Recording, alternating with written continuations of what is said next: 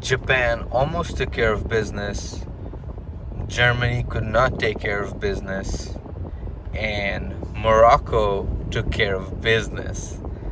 Hey guys, welcome back to the channel. I know I've been very absent, but it's about time we get back into it with the knockouts being just started. I think now is a better time than any. So, the Brazil-Japan game from tomorrow. I'm a Brazil supporter, but as you guys know, if you've watched my other videos, I was very big on Japan as well as South Korea. But Japan played so well yesterday. They got the first goal against Brazil for late in the first half. It almost looked like Brazil was scared of Japan, like Japan was running the game, and that was such a powerful thing to see. For real, that was such a beautiful thing to see. Brazil on the back foot against like a Asian team that aren't high in most people's predictions or most people's rankings. Like Japan or something else. They held their own for quite a while. I wish their attack was a bit more potent, but you do the best with what you get. Their goalkeeper had a game and a half yesterday. If it wasn't for him, man, oh my god, that Vinny run where the first touch was a Meg running down like Cristiano Ronaldo. If only he could finish like Ronaldo, But what a good attempt. But unfortunately, Japan could not do enough. Now, I was really big on Japan. I wanted either them or South Korea to do a lot more. I feel like they could have done a lot more, but South Korea, they were unfortunately knocked out of the group stage. Japan in the round of 32. But it's not like there were any pushovers. Japan was definitely not a pushover. Japan, they did their best. Now, on to the next one. It was Germany and Paraguay. Sorry. I don't think anyone expected the game to be competitive at all. Most people were expecting a German dog walking, and I myself fall under that.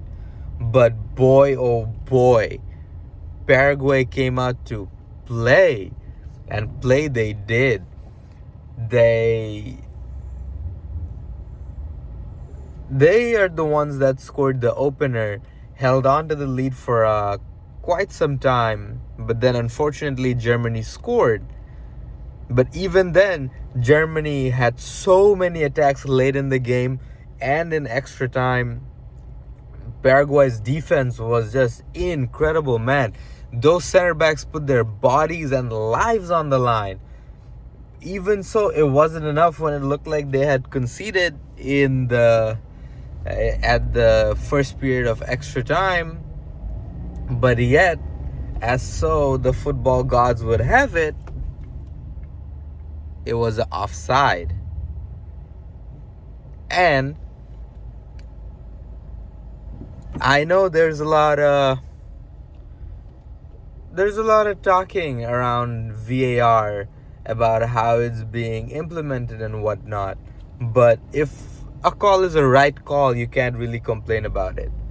And the refs did have it right in that Germany call. I mean, I'm saying offside, but it was actually a foul on the keeper. So that's a bit more, there's more room for debate there, because it's not a clear offside or anything. It's a foul. But the thing is, you can block the vision of a goalie. You can disrupt the vision of a goalie. But the second you put your hands on him or you interact directly, any kind of pushing or shoving, that's immediately a foul. So again, refs got that right. Germany couldn't really. And but most importantly, if a team like Germany has to rely on like the one close call the referee did or something like that. Brother, it's the German national team. You're up against Paraguay. You can't rely on those things. You have to, like, they missed so many chances. And in the penalties, like, I don't think Neuer is nowhere near as good as a keeper as he once used to be, but he turned back the years for that last save. That was really good to see.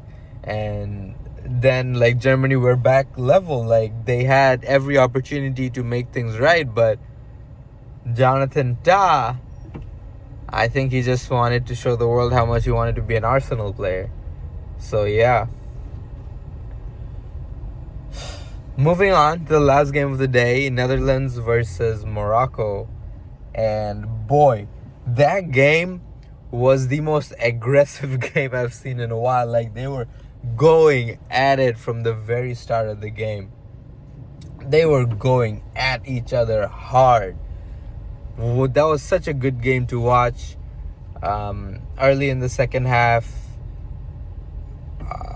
who was it? Cody Gakpo scored the go-ahead goal for Netherlands, and I don't know if you guys are aware, but him and his girlfriend, they lost a child to, I believe it was a miscarriage, and he dedicated that goal to his unborn child, that was a very moving moment.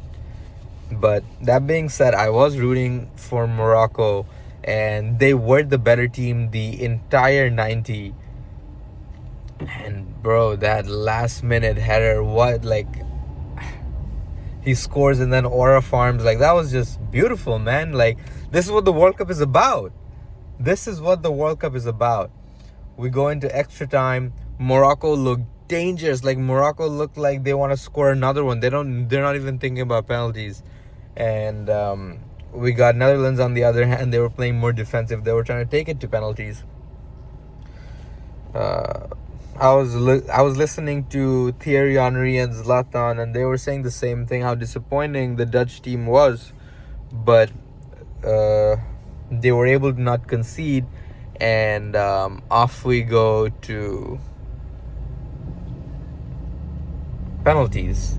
And these penalties, they were probably the silliest penalty shootout I've seen in a World Cup. Netherlands missed 3 penalties. Morocco missed 2. And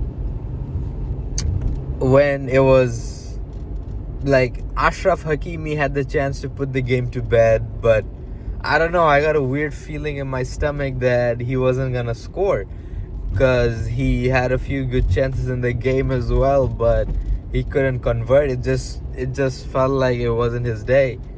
But this Morocco team is really likable. They prayed before, like, the shootouts, before extra time. Like, that's beautiful stuff. That's what it's all about. But then again, after the whole AFCON fiasco with Morocco and Senegal, it kind of ruined their PR a little bit. Like, they kind of stink, but in not a quality way, but more of a behavior way. But again, since this is the World Cup, it's not like we're past the AFCON, so I'm not going to sit on that. Really good for them. A few good games today coming up as well. I'll be looking forward to those. I'll talk to you guys later. Thank you for watching.